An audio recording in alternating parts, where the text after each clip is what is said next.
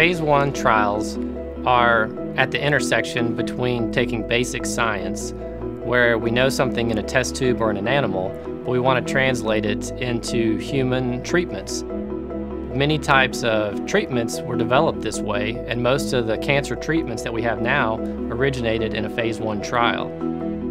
A Phase 1 clinical trial is beneficial for the patient in multiple ways. First, they have access to a brand new drug that has a different mechanism of action than other drugs we've studied in the past. Originally, chemotherapy was like a sledgehammer. It was harsh chemotherapy that was a toxic drug that damaged the cancer but also damaged normal tissue. So with new clinical trials, we're looking for drugs that target just the problem in the cancer cell.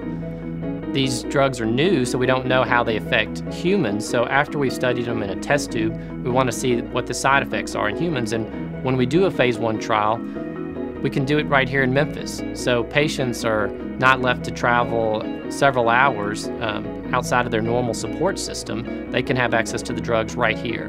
The drugs that might only be available at the top university centers around the country. And the other benefit that patients get is a little different.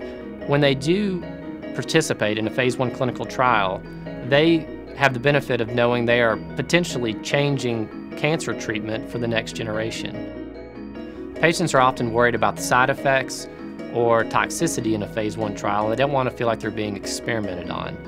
Whenever we do a Phase 1 trial, we're always concerned about patient safety and making sure that the side effects are not too severe. The West Clinic has been committed to clinical trials for over 20 years.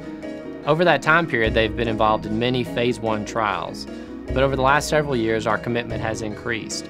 We spent more time and resources to have access to these new drugs. Right now, we're working on a Phase 1 inpatient unit to be able to treat patients overnight at Methodist University Hospital.